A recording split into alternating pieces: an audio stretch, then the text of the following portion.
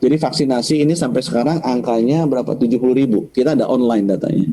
Yang saya bikin sedih, 15 tuh batal atau ketunda. Ya. Ini janjinya aku mau share ke para gubernur nih. Cuma sekarang masih belum beres-beres ini supaya kalau bisa ya di Gubernur Jawa Barat lihat yang Jawa Barat gitu kan, Jakarta lihat Jakarta, ini masih lihat semua. Belum beres-beres tadi user ID sama ini ya. Nah, yang isu adalah ternyata tuh 15% ketunda atau ditolak vaksinasi pada saat di screening. Saya lihat ini kenapa? Karena komorbid. Ya komorbid kecil, cuma 4%. Tapi 11% itu Pak Kusnandi ini dokter. Itu karena darah tinggi. Jadi orang Indonesia tuh nggak sehat. Nakesnya aja tuh yang udah datang 15% nggak bisa divaksin. Aku jadi stres juga tuh. Gara-gara pas ukur tensi darah tinggi. Entah dia deg-degan karena mau disuntik gitu kan, atau karena apa gitu. Jadi aku pusing juga. Ya itu nanti kita masih beresin. Yang kedua, saya juga lihat, saya nggak mau 2 kali ketipu. Ini dibilang secara agregat cukup jumlah puskesmas sama rumah sakit buat menyuntik. Rumah sakit pemerintah aja, nggak usah ngelibatin Pemda, nggak usah di swasta, cukup. Aku kapok kan, aku nggak percaya data nasional. Aku melihat granularity nggak sampai provinsi, sampai kabupaten kota ada 500 berapa 12. Aku lihat semua. Ya ternyata enggak sih. Itu 60% nggak cukup. Karena Bandung penuh rumah sakit sama puskesmas nyuntik bisa. Begitu dia Puncak Jaya lah, di mana Kalimantan Tengah, Kalimantan Selatan, baru 3.000 hari baru selesai, 8 tahun baru selesai. Karena ya fasilitasnya nggak ada. Ya. Jadi sekarang saya udah lihat baik Kabupaten Kodia, nanti saya akan perbaiki strategi vaksinasinya. Jadi itu tadi ya, ada pengadaan vaksin, ada logistik vaksin, dan strategi vaksinasi. Datanya juga supaya nggak salah gimana, udah kapok, saya nggak mau lagi pakai datanya Kementerian Kesehatan gitu, di crossing sama BPDS Dukcapil, aku ambil datanya KPU, udah bilang KPU udahlah, kita ambil KPU manual, itu kemarin baru pemilihan tuh Jawa Barat banyak pemilihan, kayaknya itu yang paling current gitu ya, jadi aku ngambil data KPU, base-nya untuk rakyat di atas 17 tahun. Nah, itu yang pertama mengenai vaksinasi. Pak, yang kedua mengenai yang lebih penting pandemi. Pandemi ini yang saya juga berat beban, baru masuk hari kedua 24 Desember, saya panggilin tuh yang suka demo-demo, yang suka mencela pemerintah. Kawal COVID, pandemi, talk, segala macam tuh. Yang suka ini kan. Coba celak saya, gitu. Apa kejelekan pemerintah? Ya, aku mau dengar. Keluar semua ini anak-anak muda kan. Cuma yang bikin saya kaget, mereka presentasi tuh tanggal 24 bilang, Pak, ini data kami. Setiap habis liburan panjang selalu naik 40%. Orang nggak keruan gerakannya. Masalahnya Bapak adalah dulu rumah sakit masih rendah. Ini Bapak sebelum liburan aja udah tinggi. Jadi nanti mereka balik tuh minggu kedua, minggu ketiga, meledak tuh rumah sakit. Saya tuh jadi nggak ada libur tuh, bener-bener tuh. 25 tuh langsung kerja gitu. Nyiapin semua rumah sakit di Jakarta, di sini. Dan saya udah ngomong juga dengan para gubernur, kita ada ya buat kita tambah sekitar 30% bed ya, dalam waktu 3 minggu. Orangnya juga susah, perawat sama dokter, akhirnya saya lepasin tuh persyaratan surat tanda registrasi. Jadi Bapak Ibu, itu kedokteran lucu juga, fakultas kedokteran. Jadi kalau kita selesai sekolah suster, mau kerja nggak boleh. Walaupun udah sekolah, sama kayak dokter, mesti ada sertifikasi dulu. Nah, sertifikasinya itu kalau udah lulus baru boleh kerja. Nah, itu ada 10.000 suster belum bisa kerja. Pada kekurangan suster terus sakit. Akhirnya saya lepasin dulu. Udahlah, nggak usah sertifikasi lah. Masa pandemi gini yang penting masuk dulu kerja daripada yang ini pada sakit semua gitu ya. Dokter-dokter juga gitu. Katanya memang saya dibilangin dokter itu lebih hierarkikal dibandingkan tentara. Itu mesti tanya sama Pak Kusnandi. Jadi kalau yang paling senior bilang A, wah itu semua di bawahnya harus nurut bilang A. Lebih ini hierarkinya lebih tinggi dari tentara.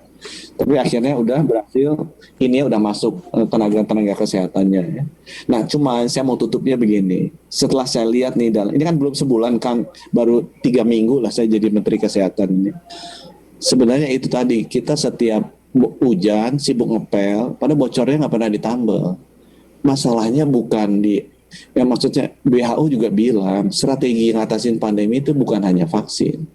Bukan hanya ngurusin rumah sakit, itu mah udah di ujung, udah telat.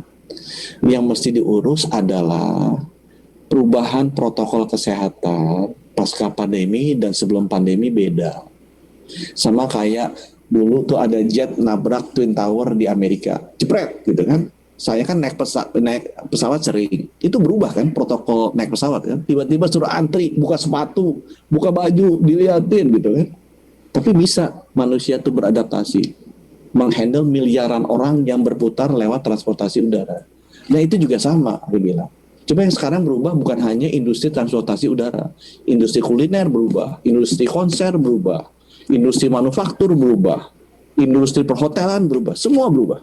Nah itu mesti dibikin protokol kesehatan untuk masing-masing industri pasca COVID. Ya pakai digital lah, pakai apalah, caranya beginilah, begitulah, pakai e-wallet segala macam. Karena akan terjadi perubahan. Protokol belajar mengajar di banyak dosen kan akan berubah, percaya. Mungkin protokol kampanye politik akan berubah pasca COVID dengan before COVID. Sama seperti kita transportasi udara pasca 9/11 sama pre 9/11. Berubah sekali. Nah itu yang aku bilang mesti ditata dari sekarang dan nggak bisa sendiri, mesti tanya orang-orang yang ngerti. Dan yang kedua, tracking testing, tracing, isolasinya ya ini itu nambal bocornya tuh. Kita harus nggak disiplin. Cara testingnya salah. Testingnya banyak, tapi kok naik terus. Habis dites orang kaya saya. Setiap kali mau ke presiden dites. Tadi malam barusan saya di swab. Seminggu bisa 5 kali swab karena masuk istana. Emang bener gitu? Testing kan nggak gitu harusnya kan? Testing itu kan testing epidemiologi aku diajarin itu sama teman-teman dokter. Bukan testing mandiri. Yang dites tuh orang yang suspek. Bukan orang yang mau pergi kayak Budi Sadikin mau ngadep presiden. Nanti 5 kali standar WHO kepenuhin tuh 1/1000 per minggu. Tapi nggak ada gunanya testingnya secara epidemiologi. Nah hal yang kayak gitu-gitu yang mesti diberesin. Sebagian ada di tempatnya saya. Ya urusan testing, tracingnya. Walaupun saya mesti minta bantuan Kang Emil. Karena sekarang kan puskesmas sudah nggak di bawah saya.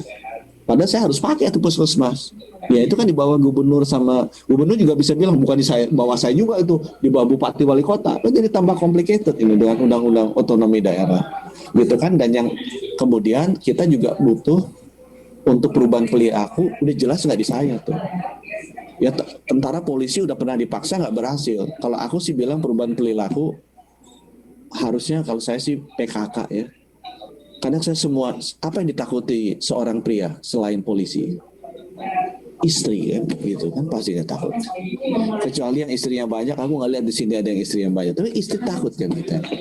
Jadi emang mesti deketinnya lewat istri. Nanti dia ngajarin suaminya atau dia ngancem anak-anaknya supaya pakai masker sama cuci tangan. Saya aja pergi suka dimarahin istri nurut, gitu kan? Oh, udah menteri aja nurut. Mana nih maskernya lupa, main cashboard lupa pakai masker gimana sih? Oh pakai masker. Udah, aku berhenti dulu di situ. Cuma saya mau tutup Pak. Saya di sini nggak bisa lakukan ini sendiri, harus bersama-sama. Ya, aku bilang ke teman-teman kesehatan, jangan eksklusif lah. Ini harus dilakukan secara inklusif. Dan nggak bisa kita pemerintah tuh hanya bikin program-program aja.